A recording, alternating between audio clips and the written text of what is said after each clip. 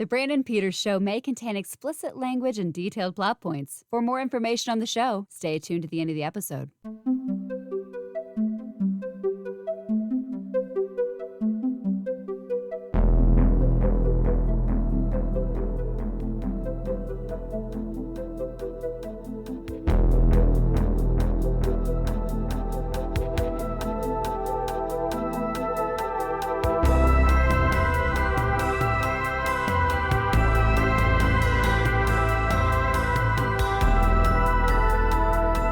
And now, here's Brandon.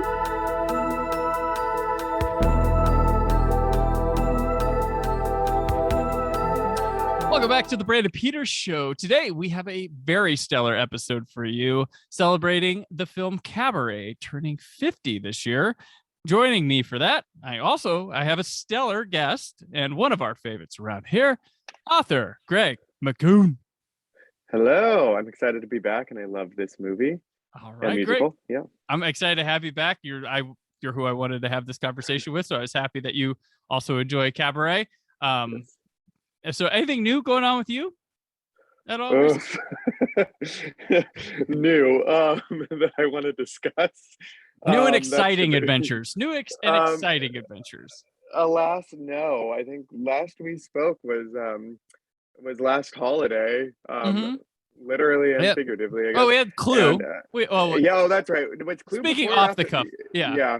Clue was right to the game. So true. No, I mean, like, the fairy tale is out in the world. I think it was not out when last holiday came out, our episode, or it was just about. It was to come just out. released. It was like a week or two because I got my daughter a copy. Oh, that's right. So yeah, that. Otherwise, just year has been a weird time loop of. I mean, we're almost in April, and I don't have any concept of reality anymore. So that's where my head is right now. Trying to figure it out. I have a few more things potentially in the works with Hallmark, so we'll see. Yeah. So ideas flow in there, but haven't been in the most romantic of moods recently. So yeah, a lot of life changes happening this year. So I'm just kind of in my existential crisis phase. I postponed that through most of COVID. So now that COVID is kind of winding down and things are opening, now is when I just want to hide from the world. You know how to do it now. You know how to do it. It's true. I am prepared. But then I feel guilty about it now when like people are like, oh, like we can go do things. I'm like, do we have to? So it's catch-22, I guess. But yeah, just getting through time. Watching shows and movies or trying to and figuring out what's next in my life. Yeah. Awesome. Greg, I have a request from a listener that happens to also be my sister. Oh, okay. But a request would be because she is a gigantic fan of every time you're on the show. I think that may be the only time you listen. Could you say hello to Laura while we're on the episode? Yeah. So she of course. Because she's like, have you told him how awesome he is? I'm like, well, maybe. I don't know. I forget. Because we do business and stuff here. And... It's true. Okay. Well, hello, Laura. I'm so excited that you're listening to this. And I hope you enjoy this episode too. And you're probably going to see a different side of me here. And I'm going to get very emotional and personal. So get ready to learn new layers of Greg. It's almost like a year since we did Don't Tell Mom, The Babysitter's Dead. I think it's close. It's almost. Oh yeah. Because was it March of last year? That was my first one. Yeah. Then I've done like 5 with you, I think. Well, including Clue, I guess. So Don't Tell Mom, How to Lose a Guy. We did Mario Bava. We did that one. Last holiday. So that's Clue. 4. So 5. This will be 6. Yeah. 6. Yeah. Okay. 6 in a year. Heck yeah. I don't know if anybody else has that many. I really thought we started in 2020 for some reason. No, this show started in the fall of 2020. So, and yeah. Wow. Yeah, I believe it was March. Spin Doctors. Yep. Oh my God, 2 princes. Yeah. That's so fascinating. Okay, Yeah. well, see, I have no concept of time anymore. Who knew? But I yeah, just really here I well. am. So like the past, it's been my whenever I go on to post these episodes for Facebook, it's now like, hey, you have memories, and they're all just episodes posts because that's who I am on Facebook. I post episodes of my podcast and I get out. Yeah, so it's been like, I think I saw one like a week or two ago. I was like, hey, you did this. It's really cool. You haven't done a cool video in a long time, Brandon, but you did one when Greg was on. Remember that? Remember when your drive was a little bit better? Yeah. No.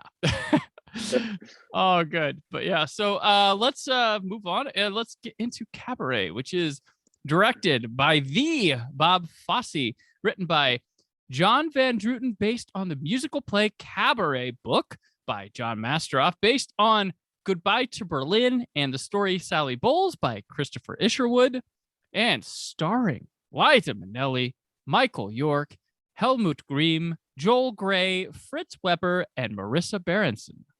It's about a female girly club entertainer in Weimar Republic era Berlin who romances two men while the Nazi party rises to power around them. All right, Greg, before we dig into this movie, which is a lot, in very good ways, technically speaking, story speaking, performance speaking, this is one of the most important and game-changing movies of all time out there. And it's crazy, absolutely insane that in 1 year we got this and The Godfather. Like, yeah, insane. We'll talk about those two movies' relations to what goes with one another. But Greg, when did you first see Cabaret? When did it?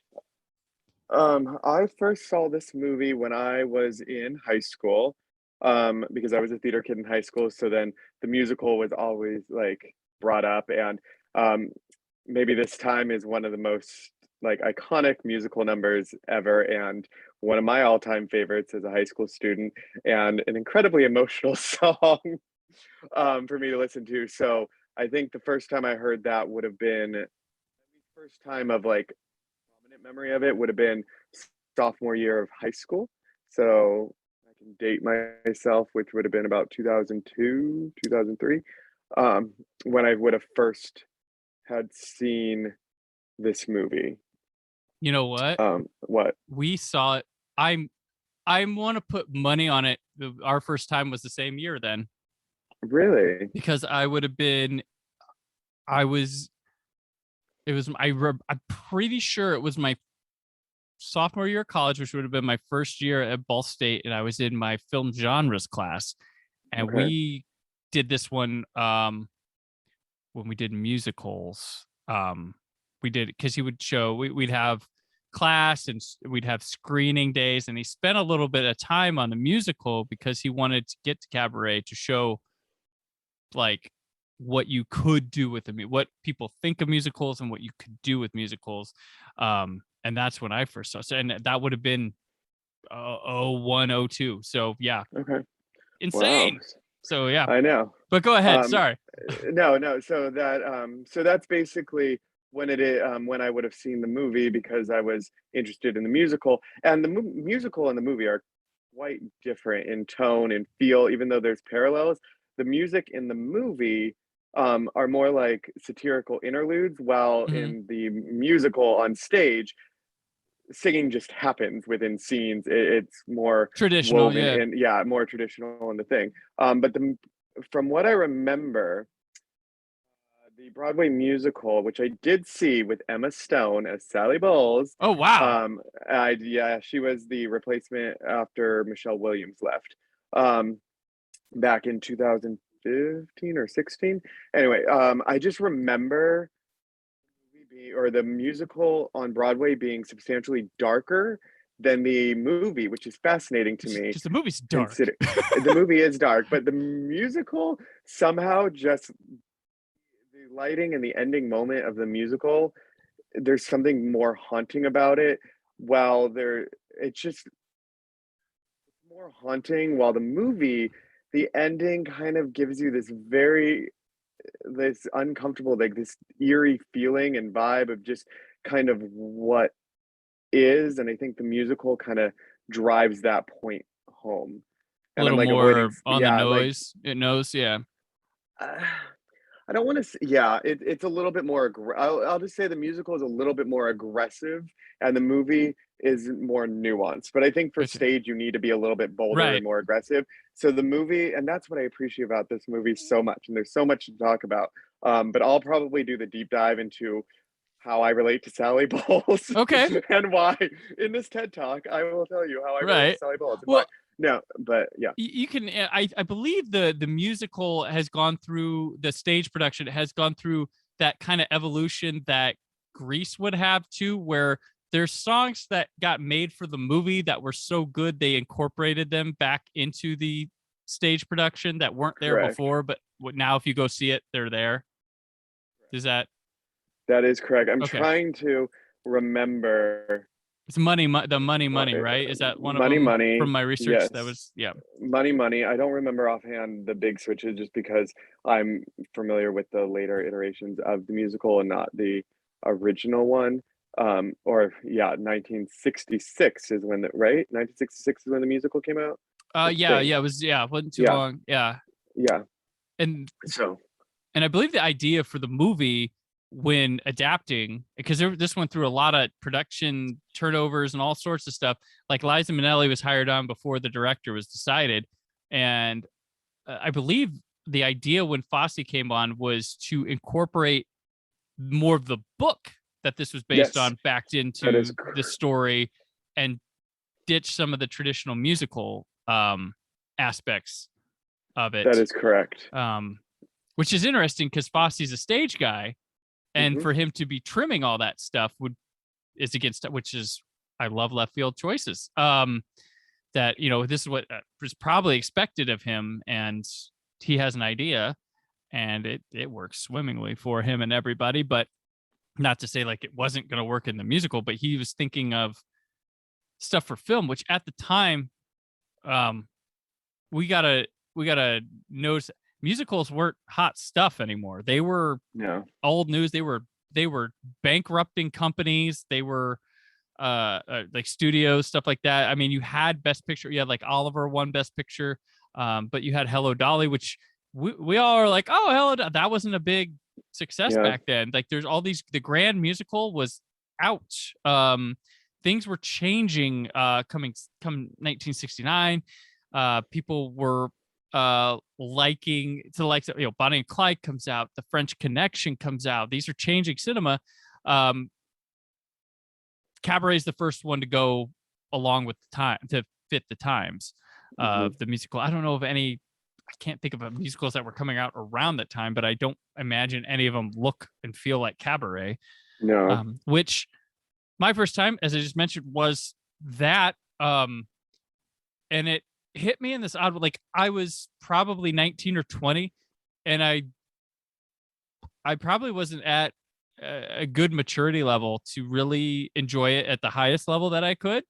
Some things were just, it was different to me. I didn't know what it was feeling. And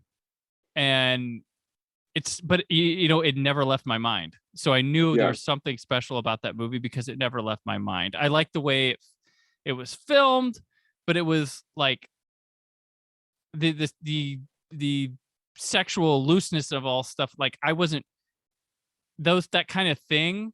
I wasn't like appreciating or enjoying in film at that time. Like, I don't know. I was more like genre stuff or like straight dramas, like that. Like having Yeah. sexiness as a factor into a movie wasn't like my total cup of tea at the time, or like I always, I don't know. Maybe it was probably being brought up as like a Catholic that was getting into me a little bit. That still wasn't shaken off at the time, but the movie stuck with me, and I always returned to it, and I'm glad it had that factor because now it's, over time it's become one of my all-time favorite movies. Like, but yeah, the first time I saw it, and I'll tell you about. We'll get to it when it happens in the story, but it has one of a Vader tells Luke his father type scenes for me that just was like, holy crap. for me that stuck that well. So I wonder if it's the scene I'm thinking of now. it's probably it's really easy to figure out. It's just I'll explain why it plays Okay. that way later on. But Okay. yeah, so the movie makes a choice that it gets told. A lot of people are like, this is the musical for people who hate musicals, and I think that's No, bullshit. I hate that it's called it's that. not a musical though. Like, here's the thing. It's this movie is so much more than I think people even can recognize with Mhm. it, because after rewatching it a few times with this and like sobbing most times because each time I connect to something more. But it's more so about the personal relationships and going against your own self-interest. Mhm. And a lot of this movie that happens, and it's just gut-wrenching to watch, but it has an episodic feel to it. Mhm. Yeah. So like none of the music feels place or forced because it's contained within an entertainment venue, which is like the Kit Kat Club.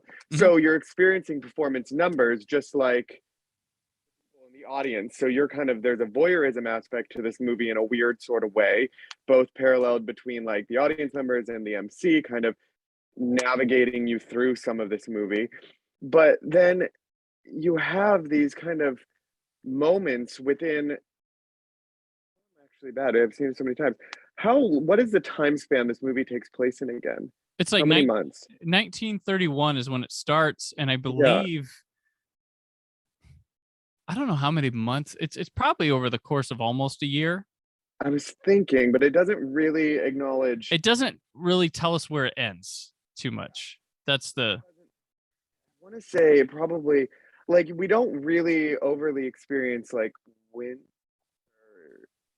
Germany at the time then. So I don't know. I don't think it spans a full year, but you see these kind of moments of these characters' lives throughout it, and a lot happens in a short period of time, Mhm. which is Yeah. shocking because you see both like societal changes, but then the personal lives of just kind of the introduction of Max is like kind of one episode of it, but there's so much story beyond the Max like segment of the Yeah. movie. And just how like the introduction of it, of how Sally meets Brian, and then how their friendship forms, and then you can, and okay, I don't even know where to like how to organize my thoughts on this, but It's okay. I know there was like a lot of criticism over the portrayal of Brian's character and sexuality being kind of the butt of a joke in the movie, and I don't feel No. that. No. Like, look it up, and you'll see that I don't know if it was mostly just Isherwood who criticized that, because I know he was very critical of the movie, the author of the book.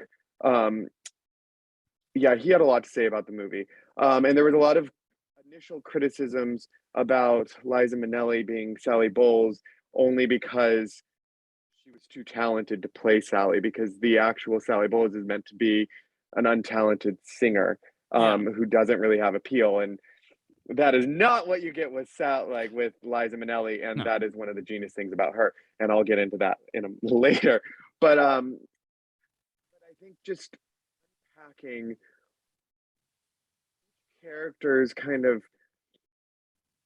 therapeutic process in the movie, if that makes sense, of just kind of Brian acknowledging his sexuality and embracing it in a certain way, and like just the heartbreaking story of Sally and how she kind of goes. Oh, and fun fact about this, which I thought while watching it, and then it was confirmed that uh, Holly Golightly is loosely inspired by the character of Sally Bowles.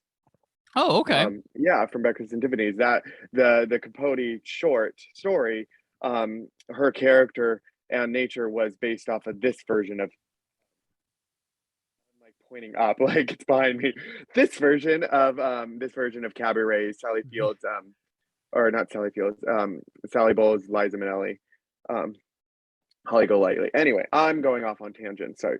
Um, Well, you're talking about the club scenes. How they so, yeah, so they're these nice little like interludes that show a passage of time, but also kind of redefine the story, because all the not outside of the club, everything is so beautifully nuanced that not very much is spoken, but so much is said. Yes. And the picnic scene towards the end of the movie with Sally and Brian is one of the most painful scenes to watch play out, because I've been there, where they're talking, and the scene I'm referring to is where I'm jumping ahead too far. I'll go back to All right. should we just go back to the beginning probably? All right, we'll go back.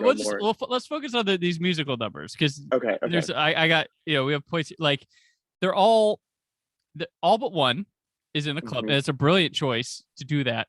If they're in a club, but the one that's happens out in the world outside of the club could have happened. It's not like it's like instruments start playing and someone, it's a different kind of moment. But in the club, and I think there's the way it's shot is genius, because it feels like you're in the audience. Like every close up, you're like looking up at the stage. You're always looking up at Sally. You're always, and if it's from the back of the stage, you're at the back of the house. There is some on stage interactivity, but I think it benefits most Joel Grey here, because he's allowed to do, because he got brought from the stage production through straight to this movie. He wins an Oscar, but I think that's Fosse you just do your stage show thing and it's going to look fine. Normally, when you take a theater performance and throw it straight into a film, it's a bit too much.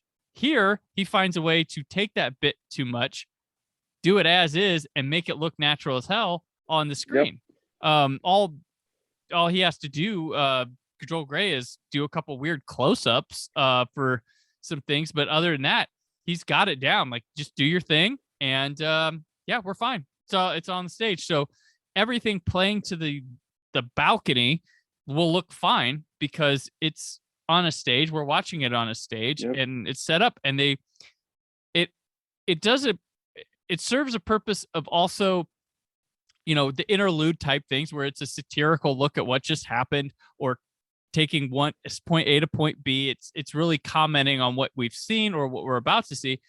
But it's also showing that Sally's constantly going to work. We're constantly going there. It's now, there's no nights off. You go there, you go there, you go there, you go there.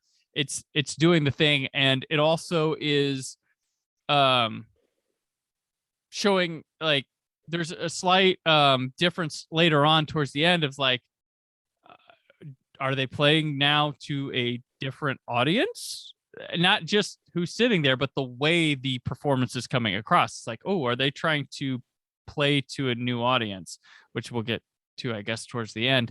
But I noticed that this time around, I'm like, I'm wondering if that was like, oh, well, this is our attendance now, we better do this. But it also shows that the performer performs that way no matter who's in the crowd. It's kind of interesting, the way the performances stay solid. Some of how Fosse presents it feels a little bit down in the dumps towards the end, but the way the performers are, not so much difference. And Joel Grey kind of feels like an asshole, the MC, because he don't care what's going. He's like, I got a job performing. Fuck it, know. But yeah, so that's kind of how I see these the musical numbers of this drama that happens to be classified as a musical with music, but I would consider it a musical. There's movies without song. There are movies like. It's weird. There's probably a musical and then subgenres of musical, because I think like you could easily throw something like Saturday Night Fever or like the Step Up movies in some sort of musical category. They don't have song and dance. Well, Step Up has dance numbers. Saturday Night Fever has dance numbers, but they play like musicals. You remember musical moments from those movies. So they're hanging out in the same area. Sort of. They are. I mean, it is a musical because there is a substantial number of musical moments within it, but they are all kind of their own unique entity, either describing the story like Two Ladies, which like kind of maps out the canoe scene, the boating scene, where that's part of where the joke falls onto Brian, because then he's one of the ladies vying for Max. So it's the two ladies. So he gets feminized throughout like the movie. And I think that's where some of the like, I'll use that term loosely, was about like kind of bisexuality and everything, and automatically getting kind of feminized through it. Mhm.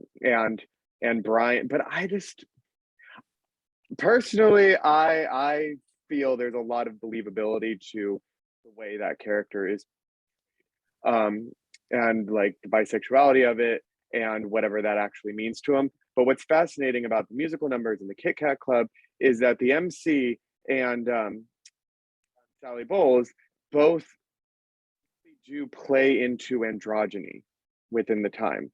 And that right there shows how they're actually united and more of a stronger relationship as the two of them than she has with anybody else in the actual movie, because it's kind of like there's Sally, who is still guarded by like her ego and everything else, and then you have like the MC, who's basically just like an id on stage. So Mhm. he's kind of revealing everything about what people are thinking, and the allure and the appeal and the decadence and the indulgence that these people are experiencing. But they're doing so as a way, as a coping mechanism from everything that's happening around them in the world. So the Kit Kat Club is kind of that, not just sexually, but it is kind of one outlet provided to escape. I mean, that's even in the lyrics, Right. essentially, to escape everything that's happening. And that's where I would say his like androgyny, his freedom to be that clown protagonist character within the Kit Kat Club, while like Sally Bowles, who's meant to be a femmetile, has a very energy to her a lot of the time, where there's this constant contradiction with her and her playing her femininity while also kind of being attributed with kind of more masculine qualities, and blending those two things together. Where if you look at their outfits, sometimes the MC and her outfits mirror or parallel each other slightly, compared to if you look at the gritty nature of every other performer within the Kit Kat Club. Mhm. And both of them kind of have this um, refined androgyny even within this kind of seedy, I don't know if you want to call it seedy, but essentially it was kind of seedy, like kind of back alley way of looking at things within this culture. So but that's what gets into this interesting, and I was noticing it more third time I watched it this time, and going back to what I mentioned about Brian and his like bisexuality and his being kind of slightly, this movie really plays into masculine female energies and kind of understanding that, but Brian kind of being feminized a little bit. And you'll notice where at first he doesn't accept the gifts from Max. I know we haven't talked about Max yet, but Mhm. he basically like he does that, but then he starts kind of taking on those more, let's say, like, I guess perceptions of masculine and feminine, I guess, at the time. So like women would accept like the gifts from like men, and you notice that he wore, like Brian wore the blue sweater Mhm. that Max preferred on him. Those would be more things that like women would be more conscientious of at the time, not really attributed to men at that time. But if you'll notice how when he first talks to Sally and he says he's tried to sleep with women but never has succeeded, and Right. when Sally's being more feminine with him and using her like kind of femme fatale, like feminine guiles on him, it's not really working for him. But it's more of her manic, take charge attitude and her vulnerability that actually prompts him to make the move onto her. And fascinating that when she kind of loses that feminine mask and this kind of perception of woman, is when Brian fully kind of embraces Sally in a more of kind of like this masculine way, because she, and in the most like gut-wrenching scene of the movie, there's a lot in here for me, try not to cry, the scene where she's talking when her father stands her up Yeah. and she's talking to him, and that delivery is, um and the way it's written is just so heartbreaking, where it's like he tried But he doesn't care. Yeah. but he doesn't care. But just huh, him saying or her saying like, I've like not related to my father, but just in general, I've tried to rationalize behavior so often with people. And again, one of the like point one, why Greg relates to Sally. I've tried to rationalize certain people's behavior based on, well, I can't fault them because they tried. So like watching Sally explain this, even though it's like a different connection to me, and then seeing someone like Brian kind of both find her sexually alluring within that moment, Mm-hmm. but also because that's when he like has this thing. There is something kind of like beautiful knowing that like in the Kit Kat Club, in this world that we're creating within this movie, while all this chaos is happening, we haven't even talked about the political chaos, but all the chaos that's happening right now. Um, you have and like money and sex are really the driving, like Sally Bowles is introduced to you and the Kit Kat Club is introduced to you as the driving force of money and sex, and that's what matters, and that's what's fun, and that's what keeps everything going, and that's what we all desire and crave. And then you see this moment where Sally is just vulnerable and you see her break down these barriers there. There's other moments, and that's what attracts Brian to her. Mm-hmm. And there's something I just really appreciate about that, and that's why the end gets even more heartbreaking, because then Brian, but yeah, I'm getting on tangents, but yeah, I feel like with this movie, they managed to achieve this beautiful blend of realism and such kind of this absurdist package. I'm not saying the movie's absurd. I'm just saying kind of the presentation and stylization of this movie. They create such real, vulnerable moments that that are timeless. Yeah, now I'm just kind of spinning a little bit. So yeah, you talk for a Well, second. no, it's funny, Yeah. Brian. It's all that's the one thing when I upon my original watch, I didn't pick up on any of his um bisexual tendencies at all, like because I that's what I was saying, I was maybe too young to really in an experienced life to like pick up on any of it. It's all there from the start.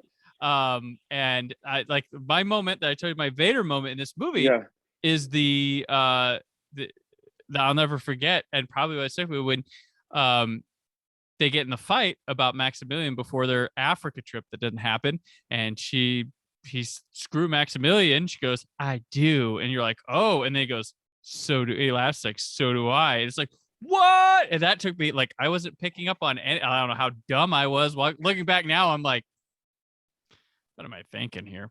But that was a huge moment. I was like, holy crap! Like it stunned me at the time. That really took me by surprise. But going back, it's 100% there the whole time, is quite obvious even to a novice viewer, let alone this Brandon. But it was a shocking moment, and I even noticed like it's funny when Natalia comes into the picture, the student that he's going to teach, the woman from the wealthy Jewish family in Germany, and she shows up, and it's funny because to him she's just my new student. She's this beautiful woman. It's Marissa Berenson from Barry Lyndon. Some other people might recognize her from that. And she comes in. His student Fritz is like, "Well, I'll stay." And then the woman who runs the little house is like, "Oh my gosh, I can't believe she's here." And then Sally, of course, is like, nope, I guess I'll stick around myself here." But he's just like, "Guys, I'm trying to teach." It's just like, nope, no interest. Even though she's a more, I don't know, traditionally like classier, gorgeous woman that's not even attracting his attention. That's quite there with that. And with Sally, yeah, she does like it. Liza Minnelli is it's such a, I don't know how many roles pull this off where like I don't care what gender, what sexual preference you are, she pulls it off for you, Yep. no matter who you are. Like it's astounding. Like no matter the outfit, like I don't know how she does it, but it works. Like it's either her looks, her costuming, or her fucking radiant charisma that is off the fucking charts. Yeah. I mean, if you don't, I mean, just there's a reason we talk about and know that there's a Mine Hair. That's the one. That number, her outfit, the bowler hat, every like, just yeah, I mean, the Oscar was hers, right? From the moment they said Oh, action, like, absolutely. on that scene. And that's the thing is that, I mean, she truly is a brilliant actress in this movie. Beyond the stage performance, beyond the Kit Kat numbers, her eyes tell a story. Like, I've rewatched certain moments now of this movie just to go back because I'm like, because of this year connecting to certain parts of it. So I Mhm. rewatched the fight scene. I've rewatched the Brian and one of my favorite lines is in that moment too. Is you're about when Brian yells at her, it's like, you're about as femme fatale as a dinner mitt or something like Yes. Yeah. that. Yeah. And I was Yep. like, oh my God, it's so good. It's just clever. But that's the thing is like see okay, so with Sally, this role kind of became like Liza brought a life to it beyond any of the original author's intent to this role. Yeah. We do know that. So, and I think that was genius, and that's why she deserved all the accolades and the praise because her eyes tell a story of a woman who could easily be written off as like a manic pixie dream girl, Yeah. essentially. Right. Yeah. But she is so much more than that when you watch her eyes through every time she delivers. So, for example, the father's line, where that one's a little bit more like hit you in the face, like it's written powerfully enough that, like, okay, we get it. Hmm. You crave love. But the eyes during maybe this time, where body is saying like, I'm on stage, look at me, and her eyes are at one point, and I don't know how many takes they did, but her eyes are just slightly glossed over with like the you just feel the tears potentially being held back as she's belting out this number. Maybe this time I'll be lucky, maybe this time I'll be, and smiling despite back tears. It looks like she is. Look at those close-ups, and I'm just sitting there, and I'm like, Hmm. every time I hear that song, I cry. And then the park scene where she's talking about the baby, Hmm. and the Brian and her are sitting, and she's resting her, resting her stomach, or resting her head on his stomach, and she just looks up at him. And there's a moment. Oh, sorry, I told you this is gonna be hard for me. Okay. There's a moment where she realizes that it's not gonna happen for them. Oh, I Hmm. hate movies. Sorry. You can edit this out. Oh, yes. She looks up at him, and no words are spoken. Because she said something about like a baby in a house and all that. And Brian kind of gives this like has an aloofness to it, but it's Yeah. just this pleasant half smile to acknowledge, but not actually kind of engage with this deal and see this glow in her eyes suddenly shift Yeah. No, it's to amazing. Yeah. it's just really hard to watch if you've ever been in those situations where you feel like there's going to be something more for you and then you realize it's not, and like she captures that so perfectly in that scene. So ooh, it's getting Well, me going. it Anyway, yeah. kind of goes back to the father thing where she might be Yeah. realizing, like, well, I think he believes he'll do this, but does he care about doing? It's right there. And the funny thing is, like, and the sad part of it all is like, because I mean, the movie, you know, uh, we talk about this as if you've seen it, but she winds up pregnant, not knowing the father. But Brian's like, you know what? I'll marry you. Let's do this. I'm prepared to take this on, and it looks all good.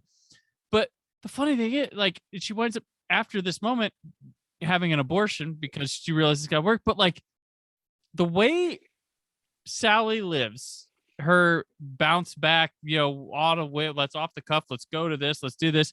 Like, was Brian just having maybe a day and she went and reacted like that to that? Like, you never know. Like, she could be seeing forward and doing all that, but maybe Brian was just having just a day and she did all that. She made that decision based off just Brian having a bad day or just not that shit, but like I was thinking about that too. I'm like, the way she quickly moves on things.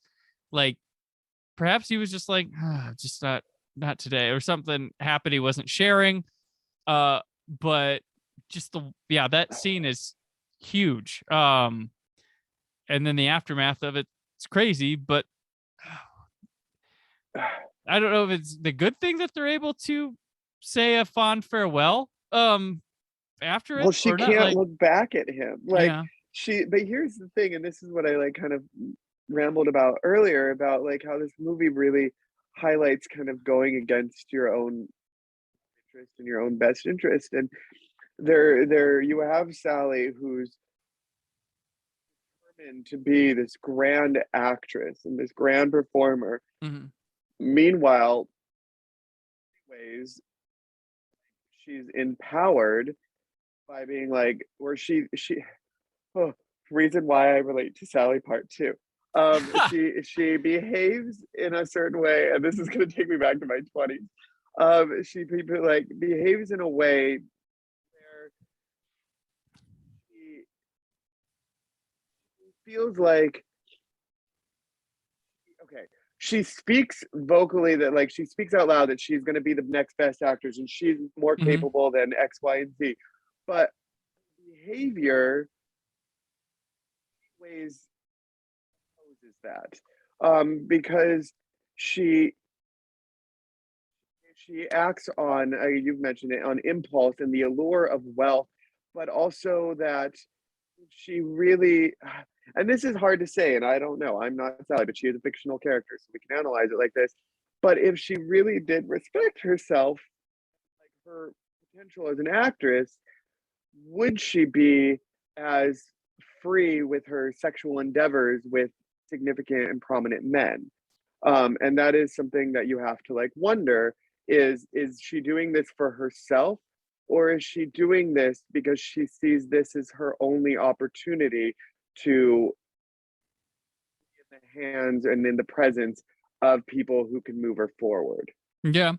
And she's content with the Cabaret. We never see her auditioning for anything else or try. Like, it's just, I go to the Cabaret at night, I'm a superstar there, and if I leave, I might not be anymore. So maybe, we never Yeah, see her ambitions outside. It's always just the Cabaret and who comes to see her there, and she can go date, and people buy her things, and she's always bumming a cigarette. She never has her own. Like, it's um like, yeah, so she might be the, without realizing, and by the end of the film, she's back to the Cabaret. yeah. It's what it is. And even though things around her have gotten noticeably awful, she's just can't leave that Cabaret because she's at least conquered there. Like, she's at least somebody there. Leaving it might leave that door closed and nowhere else to be a superstar. But is she happy? And that's where I struggle Exactly. with this movie, is because like, okay, so if we want to get like into a deep dive into like the psyche of like Sally Bowles, Well, um, like 5 years later, she doesn't have her moment like Tony Moreno in Saturday Night Fever, where he's like, fuck, I can't keep doing this. Like, this is just gonna get boring. I'm conquering this. I need to make a drastic change to my life right now. If I want to be somebody, I need to do that. She doesn't have that moment here. but here's the thing. I think she desperately, I don't know. My interpretation at this stage of my life right now is We're also talking about a girl who's probably 20, 19. I know. I'm like, So okay, it's like, so I think she does know what she wants. I just think that she doesn't believe in herself enough yet to achieve that. mhm. Um, Also, you see this woman who just really, when it comes down to it, and I mean, it sounds simple, but it's so not, is this woman who wants to be loved. And I think she has the fantasy of performance, where of like being on that stage where there's the illusion of love, because it's just you. But But if you even notice the way the scenes of the Kit Kat Club are filmed, it's not this roaring applause after she performs. It's a scattered applause. Like you get some like eyes, like the male gaze on her, but you don't Mhm. really. And she talks herself into that as being substantial because I don't think that she believes in herself enough to feel like she can be loved. And it's heartbreaking. So I'm gonna try not But to there's cry again. also But we yeah, never see any other girl that threatens to knock her off her pedestal at the cabaret too. So it's kind of another safe zone. There's no, it's but is her that and living? But no, is she exactly, there's living? exactly, yeah. But So, it's the safe zone that she's afraid to step out of is what I'm, yeah, which well, it is. It is. yeah. It is kind of like her comfort zone, and that's where it is going against her own self-interest. Because I think Brian, she was introduced a life and a fantasy beyond something that she really thought she could ever have. Because her, like, he again, and I like already mentioned this, his interest into her wasn't so much like the sex appeal and the performing aspect and her carefree nature. It was the vulnerability. It was the non-performer side of Sally is what he saw in her and what like drew him. Meanwhile, you have Max on the other hand, who he's wealthy. He played both Brian and Sally. So like Sally felt like she was the one pulling the strings, but really Max is the one that was playing both. Like Max had all the power, but Sally believes she did in that dynamic. Um, and with Sally and Brian, actually quite equally matched in a lot of Hmm. ways. And that scares a lot of people when there is a power balance. Or okay, so why I relate to Sally Bowles part three. Certain relationships, and this goes back to my 20s, relationships when there is a power imbalance, um, easy to understand your place and your role. And when you start to deviate from that, that's when things kind of break apart. So in this instance with Sally and Max, and things kind of, she thought that he could maybe lead her to this big fancy life and all this other stuff, but she wasn't realizing that he was just kind of using her on his whims. She thought Hmm. she was actually like really developing kind of this relationship and oh, this is what I'm going to get and this is it and I know how to play my cards here and I'm going to accept these gifts and I'm going to be so flattered because he's going to love that because wealthy people like do the gifts because they think that's part of the exchange and they're it's very transactional. All that relationship with but when relationships are balanced and not directly transactional, it scares the crap out of people in like real life. Yeah, Like that scares people because they don't know, because then you don't know what you're bringing to the table or why they like you. Like, oh, do you like me for me? And that freaks people out because it's not anymore. And Sally, I think, was scared because she didn't have to act around Brian. She didn't right. have to put up the facade. She didn't have to do all that. And Brian was able to just free in a time when like homosexuality, bisexuality, all that wasn't really obviously wasn't accepted, especially in Weimar Oh Germany. yeah. You have like Brian, who in the traditional sense is a very or is a very traditional kind of aesthetically handsome man. There's no androgyny with Brian's character. He is just a standard attractive white man. The way this was portrayed in this movie. So he doesn't really like he blends into society much more comfortably. Hmm. That doesn't mean it's easy for him to do because he's suppressing something where yes, outside of that, he'll maybe hear people um negatively towards homosexuality and all those other things and it like will retain to him, but it's not directly maybe placed onto him. But then when he's with Sally, it can be kind of this more not full, but more realized version of himself that he can't really do elsewhere. So, but he's also the person that knocks her down a few pegs because she thinks she's hot stuff or likes to present. And even from the beginning, was like, "Do I shock you, darling?" He's like, "No." And every moment she has, like, it doesn't wow him, and she's humbled around him a lot of the time until they can find a level to find fun together. Exactly. And that's where the balance comes in. And that's scary because it's like she kind of met her match. And she doesn't know how to interpret that because she's not used to it, because she's used to just showing leg and appealing to these men. And that's the thing, is that Brian doesn't judge her for these behaviors and actions either. He calls her out because he knows that this isn't real for her. And that's what I think is brilliant about it, is he doesn't judge her for performing or like seducing men and the allure and the appeal of men. He enjoys that aspect about it. But what he doesn't enjoy is that I think he recognizes that she doesn't really like it. Right. And what's so just mind-blowing about this movie, that like now rewatching it, I'm like realizing more and more, is that he's this woman who is so fun to be around, but also just he sees more potential in her than I think she sees in herself.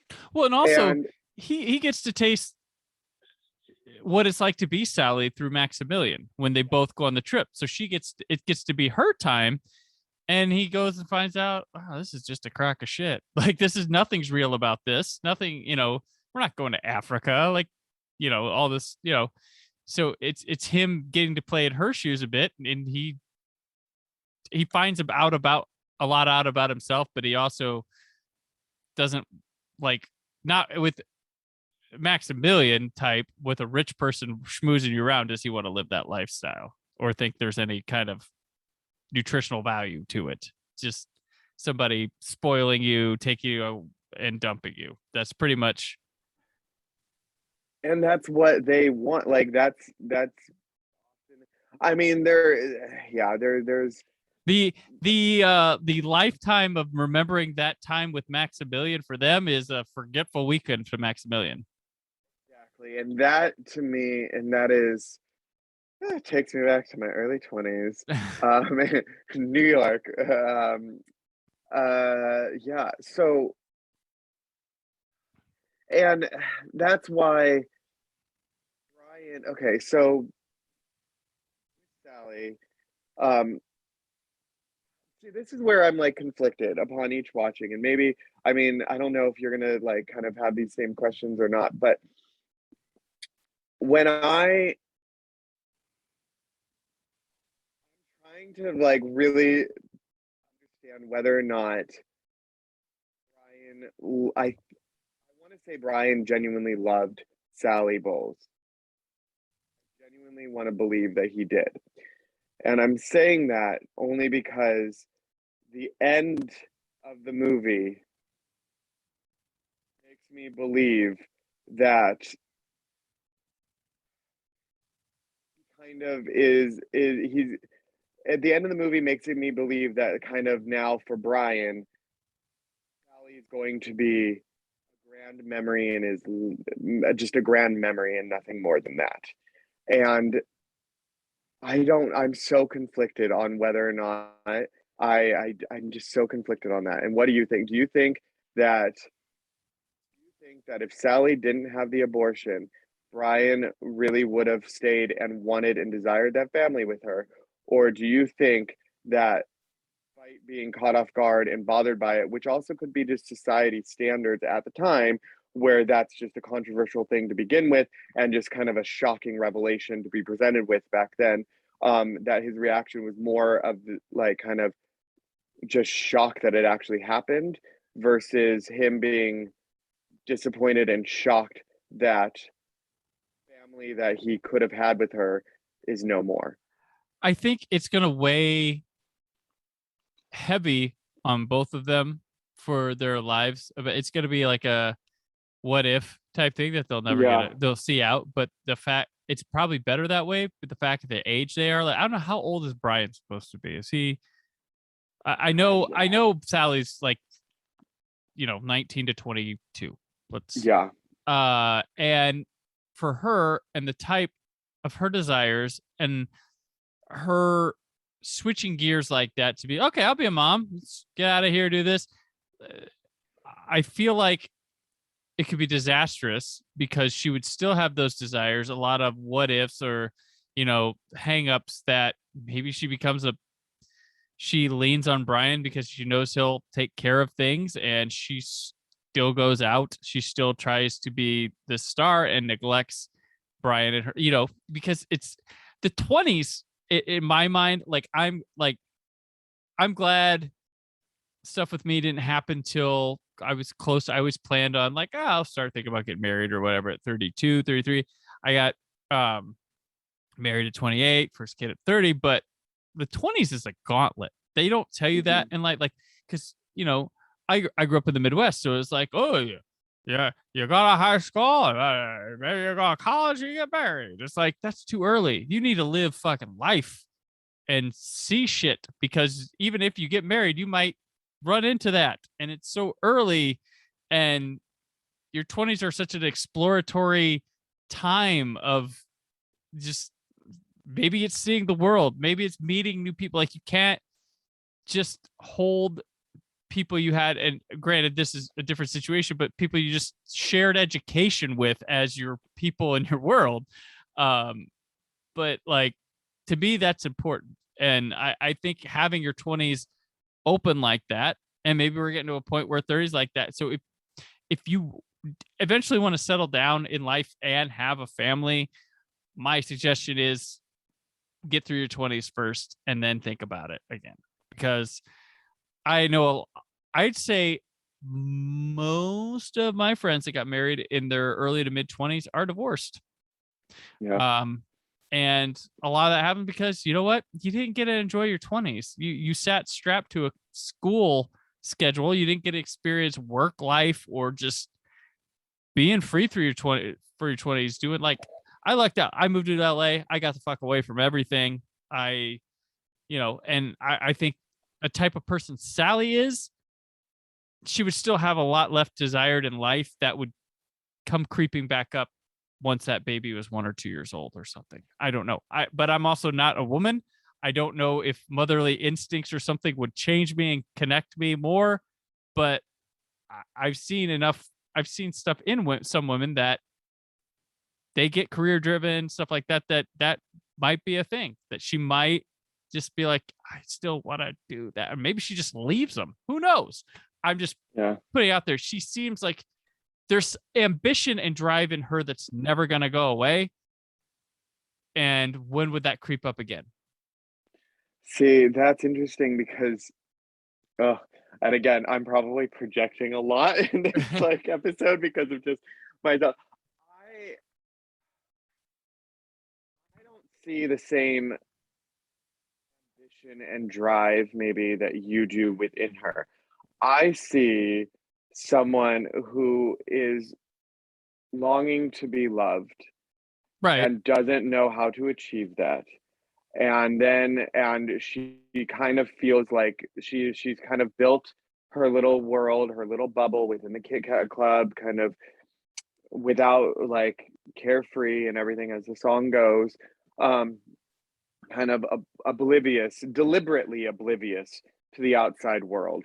That's the thing is and that's what's interesting about this movie too, is there are characters who really are unaware of what's actually societal changes, but then there are people who are actively kind of taking a kind of a deliberate approach to obliviousness and thing.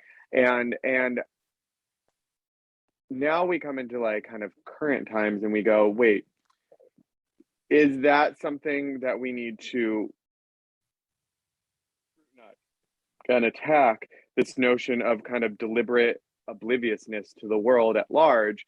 Or are we going to be able to be more forgiving towards it because of that being a direct coping mechanism, because it's the only way they can actually function in a world that's falling apart, is that deliberate choice to avoid? And I think right now and now we're shifting gears to like more of the political context of this Let's movie. do it. Yeah. And then I'll cry at the end for Sally again. But the political context is obviously this is taking place during kind of the rise of Nazism in Germany, and this movie really, again, does a brilliant job of just subtly weaving in those details through visual aspects as opposed to just spelling it out in the dialogue, where you just start to see the emergence of certain little like symbolism and certain behaviors and certain actions all like slowly progressing through this movie until one of the most haunting moments done in a beautiful manner Mm-hmm. of the boy singing the song at the picnic, the nationalist song, that all the other children join in and sing with this kind of aesthetically pleasing, blonde-haired, blue-eyed, um, like teen with a Nazi symbol on. It's not until you're into the song that you are revealed he's a Nazi. Yeah. Exactly.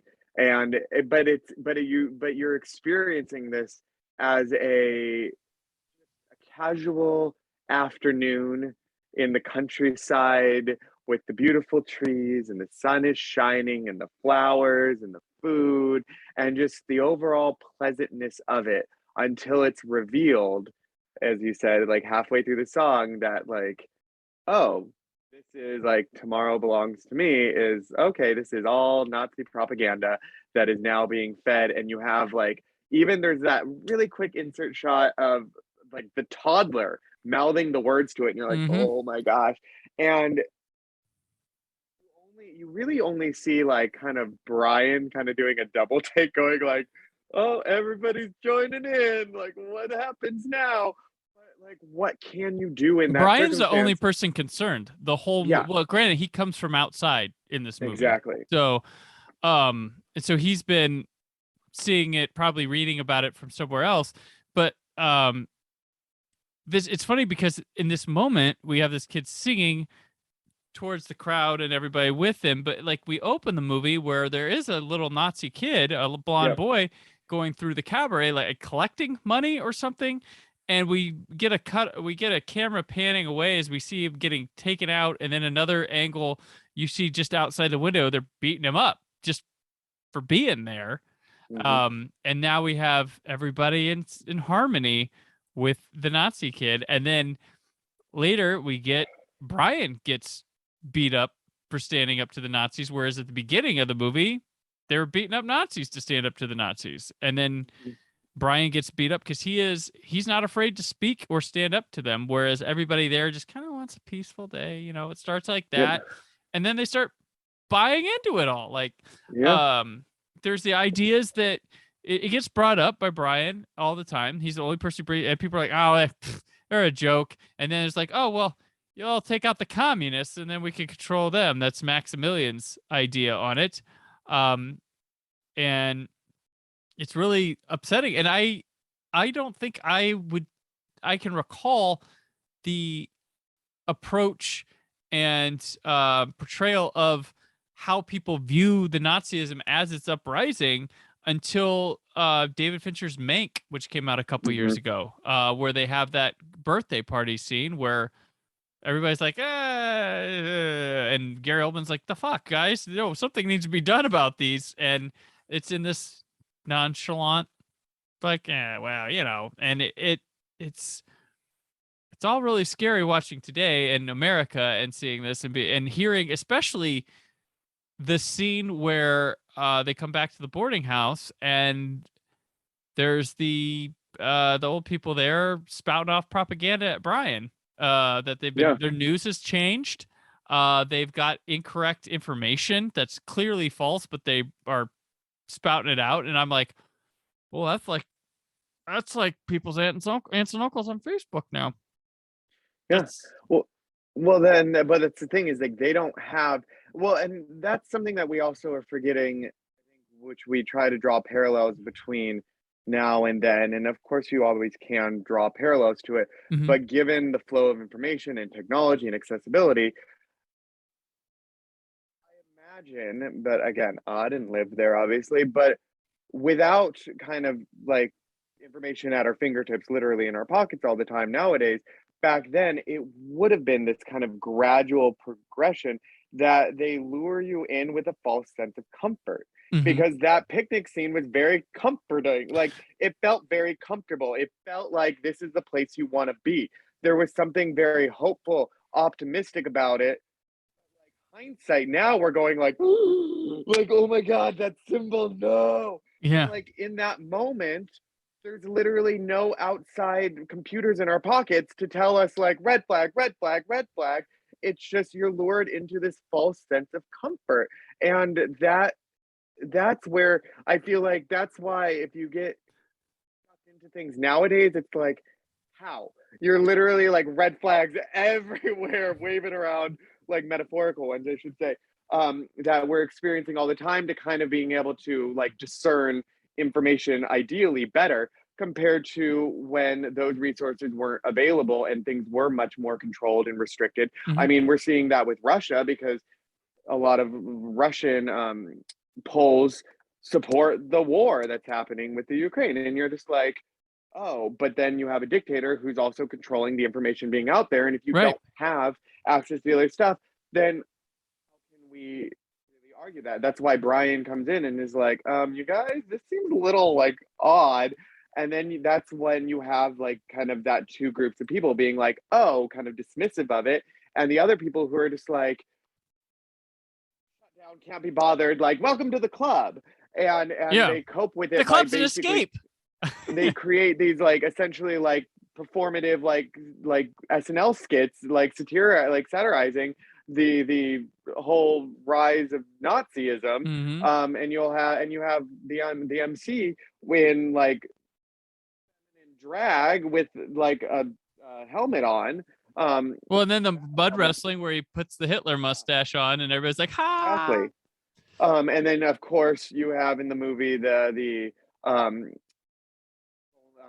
through my eyes, where the last line, which was changed and then changed back, and there was all this controversy about that, where she wouldn't look Jewish at all or whatever. So there is Yeah. very much an awareness of it in the That's what I movies. was saying. Where I'm like, are they playing to the Nazis now, or is it like that's the, or is it trying to be a message? Like I can't tell. I'm like, are you trying to? Yeah.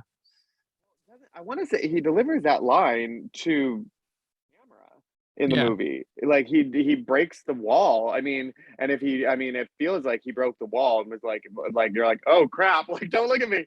Yeah. Um, but I mean, it's supposed to both make you uncomfortable, but then is that is making light of this situation problematic. But then you have to look at the time when, again, you don't really have information coming in from every angle of your life. Right. That would this necessarily, is this their way of maybe pulling it out, or is this their way of encouraging it? And that's where I'm slightly conflicted. Yeah. And I don't think you need to know. Movie isn't trying to make that judgment call, because this movie clearly establishes them Nazism is wrong. Right. Like that isn't like there, but now we're just looking at the very like facets of people's lives and how it's perceived, because you have that like heartbreaking breakup, well, breakup before they get married, with Natalie and oh my God, what's the teacher's name? Oh, Fritz.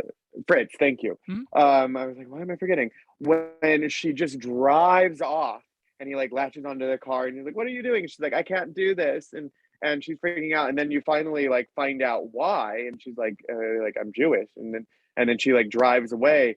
And now, like at that point, you start realizing like, okay, this is serious. And whatever's happening is Well, and her clearly life starting. flips upside down because of it all.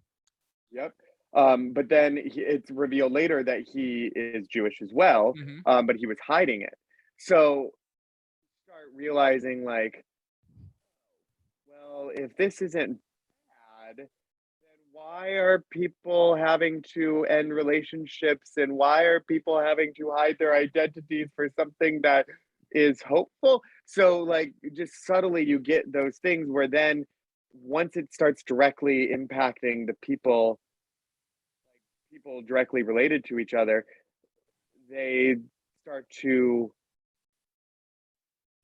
more action, I guess. But the movie kind of stops it when it's almost too late because unfortunately we know the reality of it and it Mm-hmm. didn't get stopped before it was too late because it clearly happened. Mm-hmm. So so the movie can't rewrite history, and unfortunately all those revelations in real life happened way too late. And that's what the movie is interesting about, is because by the moment that I think the breakup happens, the Natalia Fritz breakup does happen after the the countryside luncheon thing with the singer, right? I think it does. It I'm does, not and mistaken. then the Yeah. breakup happens, and then she has her dog, dead Oh dog, my put gosh, on it. yeah. Yeah, Trigger warning, don't watch this movie or fast forward through that part because that was that I yeah. forgot about that. I totally forgot about it. And I was like, dead Well, dog. and they do get Yeah. married. They have a Jewish wedding, like, Ew. and but we never. We can only assume what becomes of them, sadly, which sucks because Yeah. Well, yeah. uh,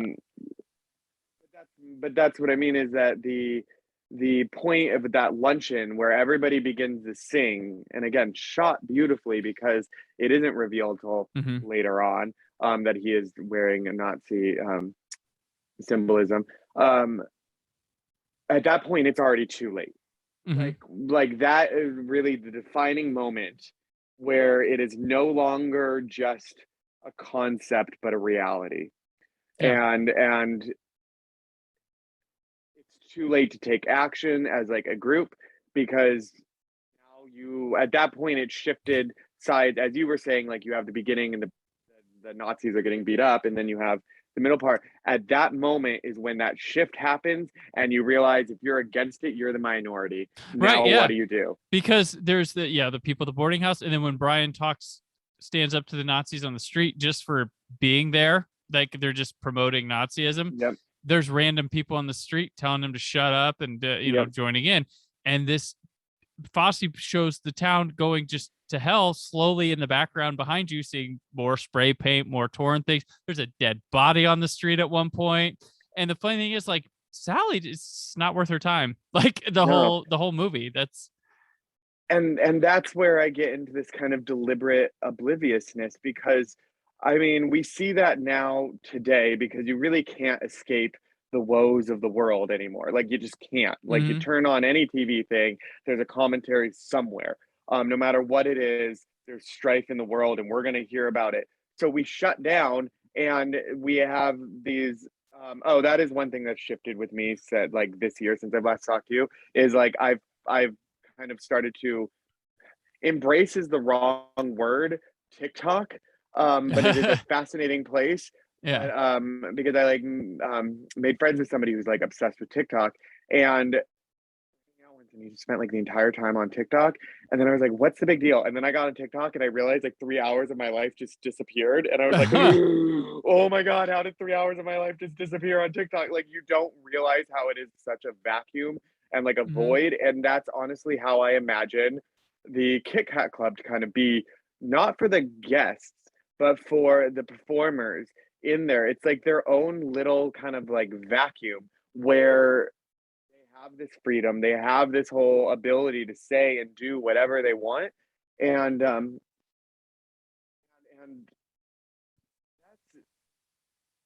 that might be the only way they can actually function in the world because if they don't do that, then they will just cry in a ball in a corner every minute of the Right. day. And But that's why it's like, yeah, what? well, the dangerous thing about everything is while we sit and we don't condone it, we will tweet about it. We'll make a TikTok video about it. Yep. SNL will go ahead and make sketches about it. TV shows us that. The news will go, "Oh, that's bad."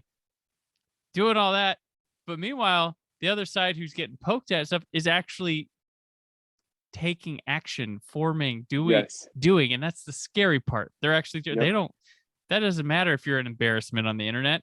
They believe in their cause and they're actually forming, doing, and it's scary because, and that's kind of what is going on here. And then some of those people bleed in and join that at some point. At some point, something happens and they move over, and it's really weird because while we sit and no, I don't blah, make fun. They don't care. They're forming, taking action. And you see shit like the January 6th insurrection and stuff like, oh shit. Like you don't see the people against it taking those actions. No, you just, I'm mad, I tweet. Like that's not action. Yeah. We live in a world.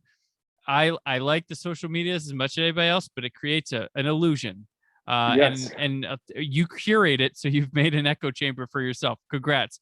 The world looks like you kind of want it. People are angry when you're angry. They'll show you things to make you angry about things you care about, all that stuff. But there's a grand illusion that you cannot see that happens with it, and you got to be attentive more than just, changing your profile picture to a flag of the Ukraine does not make it go away. Does not change. Good. Well, I hope you support the Ukraine. Like, like I shouldn't have to tell you the good, good. I was hoping you weren't a racist. Like that's not, there's an illusion. And that's why these, the uprisings and stuff can happen, because you think you've made a difference by putting text on a site. Like I mean, and it's a double-edged sword, because like it can bring to light issues you didn't know about. I can do good, but I'm saying in terms of people thinking they're doing actions or why is this happening? It's of it all is we've made it easy to be passively active. But that's the thing, is there's also this notion of don't want to believe the potential of atrocity to that extent. Right. Like you just don't want to accept that like this is a world we live in where people can do that. So it's almost like you just go like, no, that can't be real, because like I don't want to live in a world that is true. We should be beyond barbarism and shit by now, but we are not. And that's where it's haunting, because like you want to do something, but you also don't want to live in a world where that's possible. Right. So like if you do something, it reinforces the fact that it's happening, and that is terrifying, because you just want to sit on TikTok for 3 hours instead, because it's just like you don't know what to do otherwise. And that's why so now to bring back to like Sally Bowles and meltdown number 3 for me is and you mentioned it earlier, which is very true, is like you don't really see her taking action towards furthering her career beyond the Kit Kat Club. That's why I don't know if she is as driven and ambitious for herself, or if it's all externally motivated and like from, I mean, basically she even says in that breakdown about her father, but I didn't care, but I'm going to show him, I'm going to be like an actor. Like, doing that for you, or are you doing that for prove a point to your father? And I mean, maybe part of it is for her. She feels the glamour, but I think what really strikes me, and again, this is projecting on a 20-year-old. So all that you said about 20-year-olds and like having like freedoms and not being ready for certain things does apply still. So picture this. Sally Bowles is like 30. Like in her 30s, like she's 30 now. Let's say 30. Because realistically, I feel like probably be still in the Kit Kat Club if this wasn't during, the rise of Nazism and like the pending doom of World War II. If this was in a non-war torn time, I feel like someone like Sally Bowles would be in the Kit Kat Club for like 10 years. Yeah. And then she would end up being a more significant role to it. So let's place her now at this point where she's in the club. She has aspirations beyond the Kit Kat Club, but she's doing nothing actually about it. But the reality is you have this woman who wants nothing more than to be loved and embraced and accepted, and then she finds it. Brian. So we're sticking this movie, making her older. And have Brian, who sees through her masks, through all the facades that she has, but not only sees through it, but also finds that quality endearing about her. And then you have become pregnant. Now, here's the other question about this movie too, is partially, and this is all speculation, this is all theory too, is I mean, given her line of work, because it is alluded to that there is, I mean, she works in a cabaret, but it's also has some escort aspects to it, obviously. Mm-hmm. Debating whether or not she really does wonder who the father is, or if that's her just using it as kind of a scapegoat protection, like kind of protection thing. Like, does she really not know who the father is? I think she's more self-aware than that. I think there might be some questions, but I probably believe that I think she thinks it's Brian, and I'll tell you why. So, Well, I and you always can took it defend as wrong. Yeah. it's his or Maximilian's. In real life, like it was the Maximilian guy that got because the author said that there was a guy, him and this girl. Yeah, was it Jean Ross? Is that what her name was? This random rich dude came in their lives, took them out for this crazy weekend, slept with both of them, then just disappeared, and she was wound up pregnant with his baby, and then had some awful abortion that went along with it. Yep. But that's what the true story that this is based on came from. So I always figured it was they deviated from a lot within this whole Yep. thing. But that's the thing, is I think she probably is debating whether or not it's like Brian or Max. I think in her heart she wanted nothing more than to believe it was Brian's, Mhm. but then also she knew that if it wasn't Brian, she could probably lose him. So she plays it like vague. But now you have somebody who suddenly now just kind of goes, let's do this. Because I don't think that Brian, I think through Sally, he feels like he can start living more carefree life. I mean, he is living a more carefree life. He like slowly warms up to Max and is realizing like, oh, this is kind of fun. But I think his actual desires towards Max are more authentic than Sally's are. Mhm. I think Sally sees him as kind of like a security blanket and like yeah, as a security blanket.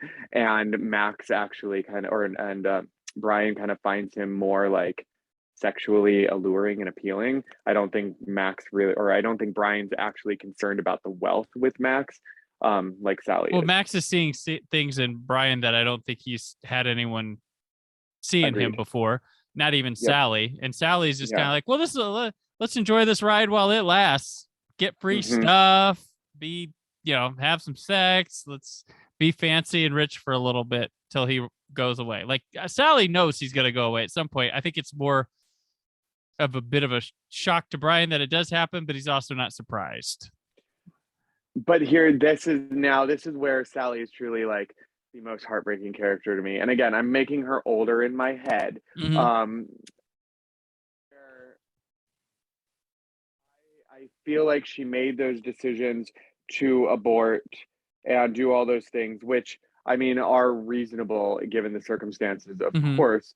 Because I don't think she believed that she could truly be loved, and she was creating a fantasy, and she had a life and something that I think she dreamt about, which is family. Because why would she make such a point about her father and not showing up and not caring True. and all this other stuff if there wasn't this kind of longing for family and like this connection and building something? And that can mean something different to everybody else.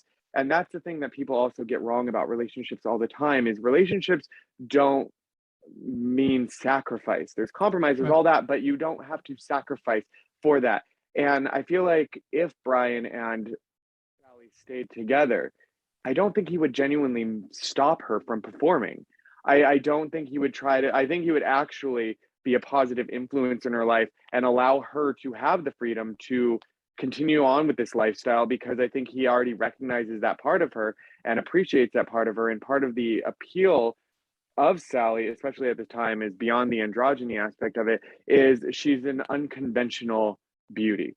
And if you look at like there's and that's what I think part of, that's where the controversy also lied about like her playing Sally Bowles, because the original one was really not, like, as I said, not talented and not really attractive and not really not really that overly appealing, like the person it's based on. And then you have like someone like Liza Minnelli, all the charisma, all the things, and you're just like, wait a second, how do you do it? I think what it is for her is she's just out of her element in the weirdest way, rather than being kind of this, she's just lost and found something that just because you can doesn't mean you should type of lifestyles. And in theory, she's not really that good at being a femme fatale. She's a great performer, but she's not good at being a femme fatale. And that's what's funny, is she thought that she was good at it. And the Max thing proved to her that she wasn't as good as she thought she was, because she was starting to buy into all that. And she's like, wait a second, they're supposed to buy what I'm selling. Right. Wait, he sold me on something that, wait, how did this happen? So at that point, I think her world got flipped upside down, not because of Max leaving, but it was that realization that she doesn't have a grasp on her life the way she thought she did. She doesn't really have, I think she had a moment of identity crisis there. So she latched on to the next best, like the next thing, which was Brian. But that also was probably what she needed to help her steer in a direction, because I mean, and that doesn't make her weak. To like have somebody come into your life who helps steer you in a direction, that doesn't make somebody weak. And it frustrates me to no end that people have this attitude of like pushing people away that want to help you, and you're like, I can do it myself, I'm strong, blah blah blah, blah. And I'm like, somebody helping you does not make you weak. Yeah, like projecting, but like that's what it is. And I just think that at that point with Sally, and feeling this kind of being presented with something that she's longed for, and family and love and connection and comfort, but in a non-transactional way, freaked her out, that she decided to push things away. And she basically pushed Brian out of her life deliberately, intentionally, to avoid coming deeper into this fantasy and this family and all that, and potentially losing it. So it was easier for her to erase that whole concept than to accept that she can be loved. That was a very roundabout way to get there, but that's kind of where I'm at. And that's why her character is so heartbreaking and goes against the self-interest, because she really probably pushed away somebody who would have helped her out. And now that we know what happens in the world in the time period that this does, and she's at the club and you don't really know what her future would hold, I feel like Brian would have been able to have gotten her out of that, and would have made her maybe not as much of a focal point within the society. Brian leaves just in time. In time. And like, yeah, that's the thing with Sally. Bull's fate is just, who knows? Like, that's so scary. Like, and that is scary, but that's the thing, is that I don't think Sally would have had to have given up on any of her life's aspirations by being with Brian. Yeah. And again, as a 20-year-old, I get where you don't necessarily, where you feel that like sudden pressure of like tying yourself down, but at the same time though, like again, 20 then is different than 20 now, and we have to kind of look at that too. True. So there is a bit of a difference, but she probably only expected to live to like 60, 65 back then. So yeah. And that's the thing, is that heartbreaking to see somebody who has all that charisma and all that ability to do so, like kind of who has so much to offer and doesn't believe in themselves beyond this kind of sleazy club, and then to be presented with something that you long for so long, only to then actively take steps to push it away, because you feel undeserving. And that's just hard to watch in any circumstance. And then just know, and then feel the weight of like literally the world crashing down on Germany right after that.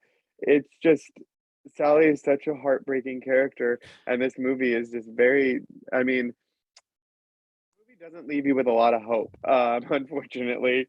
It doesn't make it any less beautiful, but it doesn't leave you with much hope. And is in a way, is Maximilian some sort of thematic way to the relationship of Brian and Sally. Is he Nazi Germany to their relationship?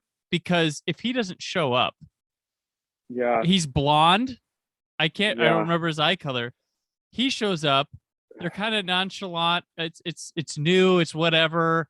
Brian's kind of questioning him at first. Oh, this like, and he kind of just lets it go. And then he buys into it as well. And after that, the relationship is there, but ends. And if Yeah. there's no Maximilian, where do they are? Brian and Sally were doing just fine before Yeah. he shows up. Everything, and he's blonde. I was just thinking, like, he's blonde. They make sure to let you know his mustache is blonde. His first thing he shows up, that's true. it's almost like dyed. And I wonder if there's some sort of metaphorical purpose of Maximilian being like the Nazi Germany in the background, while we as a viewer just see it as it's like, oh, that's actually kind of reminiscent of what's going on in the world, but with their relationship. And he is the new ideal brought in, and yeah, like, and he leaves it a disaster. Like, that's true. He provides them comfort. He provides them like a potential future. He provides them he gives them expectations. mm-hmm. So, I mean, that's kind of how they lure it in. I mean, that's what we saw at the luncheon with that comforting, like very, like pleasing environment. And then you just hear all this stuff. So yeah, Max. And he's all like, here, Brian, come over. And he's like, and then he buys in. Yeah, because Brian doesn't accept the gold cigar case or cigarette case at first, and then he does, and then he starts wearing the sweater that Max likes, or the Max gets him, or whatever, the light blue sweater. But then you also see that moment where they're all like, the three of them are very intimate, and they're all like holding each other, and then like Max like basically starts to hyperventilate, or not Max, Brian starts to hyperventilate, and then like almost like collapses because he's too overwhelmed by it. So yeah, no, there is a lot of interesting parallels between kind of that relationship and just kind of this idea of the infiltrating, like seeping propaganda coming in too. Because I mean, again, Max played them. But here's the thing is, like, Brian knew it, Sally didn't. But Brian joined in, and then was like, oh gosh, damn it, why did I, he realizes it. Yeah. But this mustache man comes in and charms the hell out, brings him in, and yeah, I'm just like, there's something to read into that. Yeah, nobody was like, and then with the propaganda, nobody was safe from like kind of all the political stuff. It was children, it was men, it was women, it was all the things, unless you were like Jewish, because then you can't play into it because you're being attacked. Right. But that's the thing, is that like, so yeah, Max coming in, and he's like, man, woman, I'll get them all. Like, Max was just, it was a game to Max. And Sally felt important because, the allure of wealth makes you feel important. Money makes people feel important. And let me tell you, that is not true. You can matter to somebody without money. But society values money over people. It's sad, but true. Yeah. So, okay. Well, that's interesting. I've never actually thought about it, but now that it popped in my head as we were conversing with this, I was like, it was not in my notes. So yeah, not in mine either. I was like, I have a lot of things about Sally in my notes, but I don't, and I have a lot of things about Max in notes, but not this analogy of kind of the parallels between Nazi Germany and, because he looks like your ideal Nazi, like blonde hair and just like, that's fascinating. Yeah, and that is true. And just the gradual progression of how it all came to be, and just like, and that's true, is that there are people who played into the propaganda being like, ooh, what is this? Like, oh, it's exciting, as Sally did with Max. And then there are other people being like, let me get a hold on this first. Give me a second. Let me process. So you get both perspectives going into Max. You don't really see like all of a sudden Max being like what you see in a lot of like movies or rom-coms. It's like the new guy shows up and everybody's like, what? Who's that? Yeah. You get both kind of perspectives of it. But not only that, you actually get kind of like three perspectives of it, because you get Sally's interpretation, you get Brian's interpretation, and then you just get kind of, he's just there by the other people he meets, like while he's there or whatever at the thing. And they're just like, oh, it's Max. like, what's the thing? So you just he exists within the world, and Mm-hmm. yet you see how and Sally both project onto him certain aspects of it too. So yeah, you get kind of Max as this kind of, who would have guessed that Max actually is as fleshed out as you can interpret. It's such a fleshed out kind of plot device, but also Yeah. as, yeah, fascinating, interesting. Yeah. I like that. I like that Yeah. a lot. Yeah. Um, That's so my see this movie. that's my think piece for Max. Yeah. Uh, So yeah, the movie. I mean, this is uh one of the most decorated Academy Award winners of all time. It holds the record for most Oscars earned by a film not honored for Best Picture. Best Picture. Has 8. It won 8. Was nominated for 10. It lost on adapted screenplay and Best Picture to The Godfather. The Godfather was nominated for 11 and only won 3. One of the 11 nominations was revoked. The original score one, and of the it won 2 awards that it won that night over Cabaret, and one was Best Actor, but that was declined. So it was Cabaret that was the big winner of that night. Yeah. And probably shocking that The Godfather took home Best Picture. I guess, I mean, because Cabaret had everything. It wasn't up for Best Actor. Michael York did not get nominated.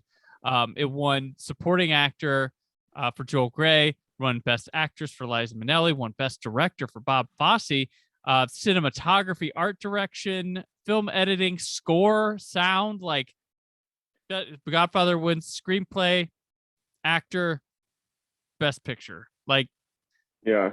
I guess you could put 2 and 2. You can put those together. It won a couple biggies, but like, wow. You can tell the voters come from the categories have different voters. That's the thing. But it's just crazy. And Fosse, Coppola, very deserving. He would win it for Godfather 2, which he would joke that they were waiting for me to make the other half of the film for to give you the Oscar. But Fosse won an Oscar, Tony, and Emmy in the same year. That was just insane. He was almost at EGOT in 1 year. He's got great touches here. Aside from, the slowly building Nazi Germany, the book ends of this, where it starts on, like, is it a chandelier reflection of the audience with Joel Grey's face popping up and pans into the first number. And then the end, they finish the number and it quiet. But the film starts quiet. Like when you first play, it's quiet, quiet, quiet till Joel Grey comes up. And then at the end, the number finishes, it's quiet again. But in the reflection, we get the Nazis, and it pauses on that. And you're stuck with that haunting image of just the crowd full of Nazis watching from the Cabaret. Welcome to be there. He's got a good touch. Like, I loved at the beginning where he goes, the girls are beautiful, but it cuts to the man in drag putting the wig on with that. And then between the heartbreaking scene and the picnic that you talk about and the following scene where she announces the abortion, there is a flash. Okay, so it's they talk about the baby. We have flashes through the movie, and then she gives a bouncy ball back to a kid going upstairs, and there's a cut to a dark curtain. It's open in a V shape with red lighting and a backdrop, and the dancers like wildly burst through the stage. And it's a quick cut of them just plummet out. And then that's the next scene. She reveals to Brian she had an abortion. And I'm like, damn. So Fosse he had this was his second film. He years like 5-6 years before this did Sweet Charity, which was a failure, and he was like on the list of don't hire this guy. And second time out, boom, because he went Sweet Charity, more traditional 60s film. This got to be more he got to take more personality to it, got to be more creative with it, which where he was at the time, it's surprising that they let him go, but that was the 70s. With this time was let the guy in charge, let him speak. And we don't get that a lot anymore, too much anymore in our mainstream movies a lot. We still do, but like that's why people, when they go back and always romanticize the 70s filmmaking, we get a lot of I mean, it may not be stuff you always agree with. It may be some stuff that's, but it's a voice. This is, Fosse's speaking through a story he had here. Very deserving of that Best Director Oscar. And he's a very short career in terms of directing films. He's got a giant stage career, but in his short time, damn, good stuff. He did the film, I believe, is Lenny his next one after this? Lenny Bruce one with Dustin Hoffman, which is excellent. Yeah. And then of course All That Jazz is amazing. He's Star 80 and Sweet Chair. Like the short sample size we have, I would put he's one of the greats. He is, without easily. a doubt. And this movie is just, it's a time. I mean, you can watch this, pick it up at any time. It's a period piece, and it feels, because of the 70s film stock they use up, there's a genuine touch to it that feels right. He's got definitely that sort of lifelike documentary-esque feel that Friedkin and Coppola were introducing to the film world, that people were picking up on. He does his own kind of thing with it. There's beautiful, I like the cinematography. I having just watched The Godfather a bit recently, it's a tough one, but I think there's a hair more innovative, like wild card stuff that this movie has over The Godfather, which has a lot of traditionally looking good stuff.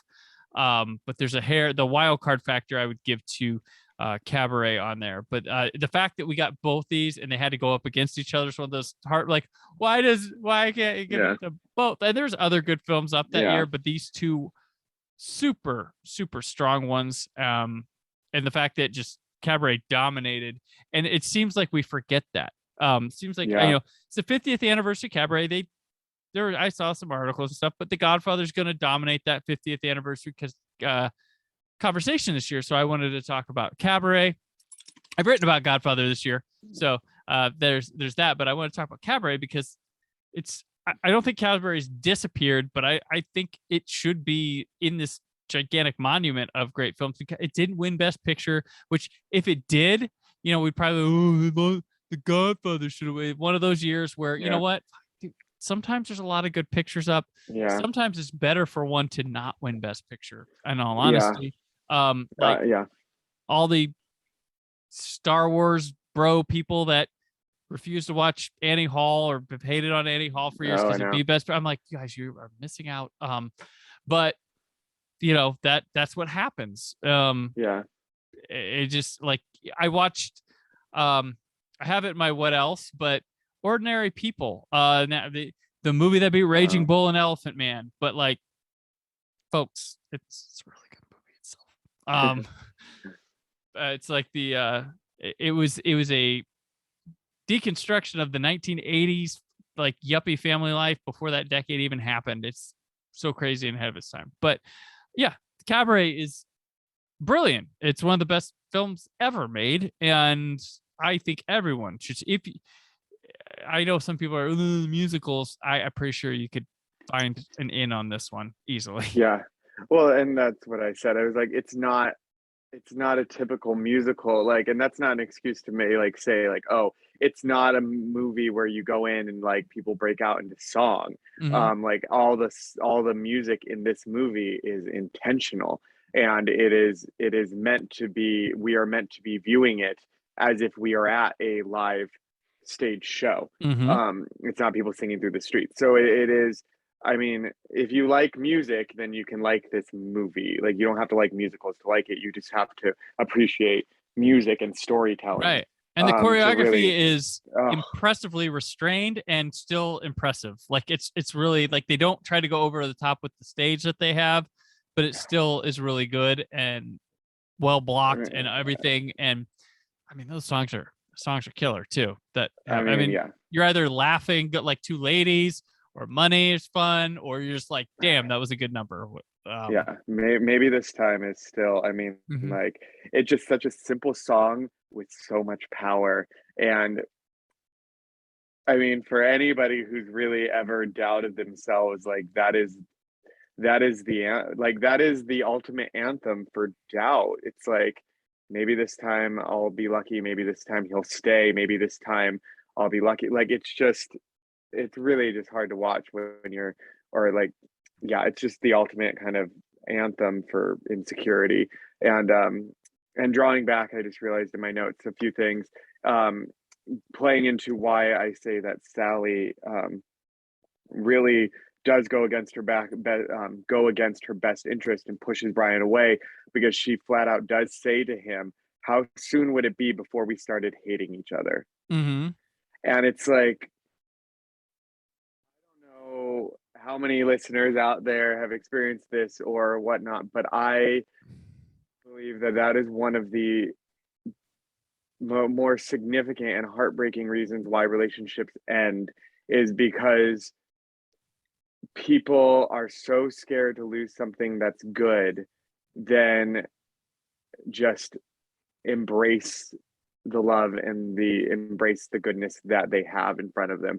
So they would rather end it on their own terms than risk jeopardizing something good and leading to hate. They would rather end it before there's any level of hate. And that seems so self-contradictory and it's very like thing, but it's true that people would rather end a relationship on a high note Mm-hmm. with doubts rather than end a relationship because you realize that maybe it wasn't what you thought it could be. Right. And that I just, yeah, I'm not going to get into that one, but that's why I just wonder if Sally really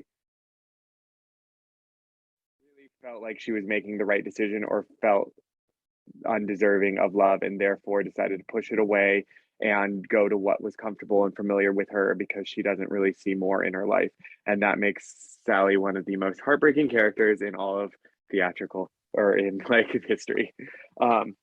Because you can see so much more potential in her and she chooses not to. But that's Even one of her whims, as she says. even just One of my whims. the nature of the final performance, the cabaret, the song that's like a sweeping haha jolly time. There's so much Yeah. sadness to it in the Yep. performance, and that's Yeah. all Liza Minnelli. Yep. Just it's like, man, this song's supposed to make you feel good, and you're just like, yeah, life is a cabaret. She brought a weightiness to this, like a weight and a meat to this role that you really, that I don't know if many people would have. Because again, that final number, her eyes are telling a different story than what her body and movement and tone is conveying. And that's what makes her performance genius of it, because she could have just smiled through it like the MC does throughout like his performance of like that number. And that is one of my dream roles too. If I ever did a musical, the MC would be the ultimate role that I would love to do. Gotcha.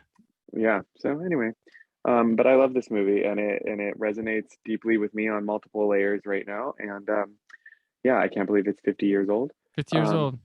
But here we are. And I mean, it's getting attention now because of the Oscars and Liza Minnelli presenting Best Picture, and in honor. And I think they introduced her with Cabaret celebrating its 50th anniversary. Yep. So they did acknowledge that, at least with the Oscars, which is kind of the irony of it, that Liza Minnelli is presenting Best Picture at the Oscars for a film celebrating 50 years that won everything but Best Picture.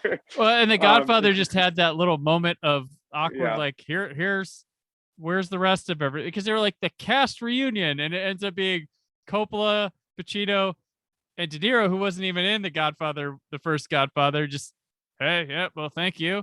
And there's so many misfires of this Oscars, but like it goes, yeah, she's handing out for Best Picture, which didn't win Best Picture. They also had the odd milestone of 28th anniversary of Pulp Fiction, which was this Twitter, and then they bring out three people who were nominated and lost for that movie and didn't win the acting award to present Best Actor. Like, what? So many baffling decisions without the slap that made it a pretty bad show. But the movies were good. The winners were pretty much pretty good. So it got those right. Well, it's show to put those on were something And like else. one of the longest Oscars. Yeah, cut it short. Let's cut awards and make it 20 minutes longer. Like, just Yeah, that was kind of shocking. just make your Oscars. Don't worry about if people aren't gonna. If they weren't gonna watch before, they're not gonna watch now. Like, yeah, if they were to do the Oscars, they honestly should do kind of a retrospective of the year in film and all the nominated stuff, and literally like skip the award show and just like utilize like do on news pages being like watch the like winners acceptance speeches without all the like do like a nice like hour long or 90-minute just kind of like about the nominated films, and then like just go online to find the speeches of the winners. That I think would be a more effective thing. Like, but I never really had a problem with the show before. Like, I'm a movie fan. I like that. I like the show. I'm gonna watch the Oscars. Some years better than others, but I never really got into the whole like worst Oscars ever. Host was terrible. Like, yeah. it's always an overreaction every year that happens. But this year I was totally like, yeah, that was a bad show. Yeah. But I don't know. Yeah. But it's a hard time to it's just an interesting time that we live in right now where opulence and indulgence, as we're seeing in Cabaret, it's tricky to find the balance of how to idealize certain things and to embrace wealth and power and fame, and yet still recognize our pitfalls as a society. So I think that's why I think award shows are just viewed a little differently now. The pomp and circumstances just kind of lands a little differently, just like a performer at the Kit Kat Club performing to one set of audience and then months later to a group of Nazis. It just lands a little different. Yeah. So be it. Gotcha. Excellent. All right. Well, we'll move on to what else. So we just talk about random things. We may speed out of this one because we have been talking about Cabaret for about 2 hours. But Greg, you got anything for what else? I've talked enough on this. Random though. This you would appreciate though. So maybe your listeners would too. Randomly found out the other day that there is a fan-made hour-long film called Scream Legacy that picks up, that just got put onto YouTube. The whole thing is there. I watched it the other day. Okay. Surprisingly decent film quality. I mean, you can tell it's like not like big budget thing, but I mean like they pulled it off.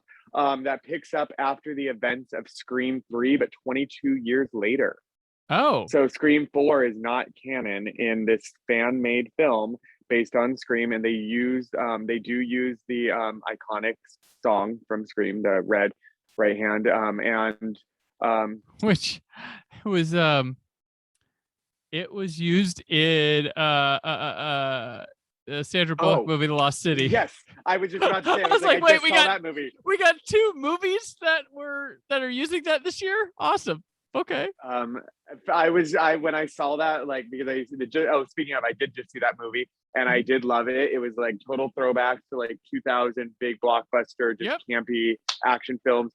Sandra Bullock hasn't aged, and Channing Tatum is still a god among men. And he's lovely in real life because I've spent a day with him. So I can say confidently that like I am a big champion of Chan, and love that movie. But yeah, check out, if you're a super fan of Scream, check out Scream Legacy. That is fascinating, and it is a full hour long. And it's Sydney's daughter as the lead, who returns to Woodsboro. So it's interesting. It is very interesting how they pull it off.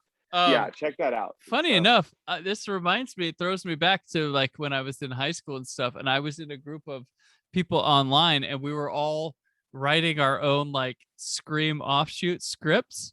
So I was proofreading and helping punch up like people. Like we were just passing around these Scream scripts. We want to make, I don't know why, because we're not creative enough to make our own slashers or something like that. But I did plenty of them. Some of them, like they were shooting, like these have been shot on camcorders and stuff. I wonder if any of them exist on YouTube or got done, because I know one had a trailer. They were actually getting pretty far into it. I never wrote like an actually take the back. I didn't write any Scream because I was writing my own slasher called Argus, which I named it after Odysseus's dog that stayed back while he was gone on the Odyssey. And he was always, because he was a very watchful person. So I was like, oh, watchful, Argus, blah, blah, blah. It had nothing to do with the goddamn, this is a teenager thinking he's writing adult stuff. But. Well, that can be your next podcast, as you were saying, about the one of somebody reading their, their. One of the guys who helped me with that script ended up going, he wrote that Joan Cusack sitcom. He was a writer on that. And I would send him, he would help me with that script. Funny. Things how that happened, but yeah, so that's kind of funny. Yeah, I saw Lost City as well. It's a fun time. I took my whole family. We had a good time. I was like, yeah, it's a good one. But yeah, like I mentioned, mine was Ordinary People, which I just did the Blu-ray. It baffles me that a Best Picture winner comes out in Blu-ray for the first time ever in like the 16th year of Blu-ray, and there's already a better format that's been around for 6 years. And I'm just like, why does that sit on the shelf? Like, I feel like those are historically significant movies, but I'd never seen it before. Yeah, like, oh yeah, you're in a hurry for Blu-ray. You haven't even watched it before, Brandon. But yeah, very good movie. I felt like I wasn't alive in 1980, but I know the ideals and the yuppiness and all that stuff, and I feel like it's deconstructed before that decade even happens and follows suit or whatever. But it's really interesting. Shocked Donald Sutherland did not get a Best Actor nomination for it, but Timothy Hutton's have you seen Ordinary People? I have. It's been a while, but he's a revelation in that movie. Like I was like, okay, I can see it. I could see why he was a thing for a while. But yeah, surprised by that movie. And like I said, sure, it won Best Picture over some more culturally appreciated movies, but whenever people come up with lists, winners stuff, look at what's there and be like, oh, well, what's there is good. So it's always up to someone else to pick between them. But yeah, Ordinary People. That's it for this week. This has been a wonderful conversation on Cabaret. I was hoping to have. Was even better than we had. We had old ideas, new ideas, things pop up in the middle. Great discussion that I hope you enjoyed listening to. Before we do, Greg, let people know where they can keep up with you and if you have anything coming up. Don't know what I have coming up. Just trying to figure out my life. And you can, I know, now's the time. And you can find me on social media in all areas at the McGoonies, so and then McGoon, IES. So yeah. All right. And I mostly use Instagram, but now I use Twitter to share my Wordle scores because that's about all I can handle on Twitter right now. There we go. Yeah. Oh yeah. But yeah, again, thank you for discussing one of my favorite movies, one of your favorite movies. Grateful to have recorded this history in the form of us talking about it for a podcast that years down the road. So I want to know about Cabaret. Oh, these two dudes talking about it. Here we go. Yeah, that's what one has a nervous breakdown. I'm crying through. I'm like, oh, Sally and Brian. Added value element. So I'm on Twitter, Instagram at Brandon4KUHD. Written work at whysoblu.com. There's more for the Brandon Peters Show this week, including the premiere of Old Space Show Planet of the Apes with Russell McGee from Big Finish Productions. But until then, stay film positive. Thank you for listening. The Brandon Peters Show is a Creative Zombie Studios production. Produced by Brad Shoemaker and Brandon Peters. Written and edited by Brandon Peters. Announcer vocals by Jessica Alsman. Theme song by Metavari. Web design and show art by Brad Shoemaker with Brandon Peters. All music and clips featured in the episode are property of their respective studios, and no infringement is intended. Additional information on this and other episodes at BrandonPetersShow.com. For any inquiries, press opportunities, or sponsorship, contact mail at BrandonPetersShow.com. show is available on Apple Music, Spotify, or anywhere podcasts are found.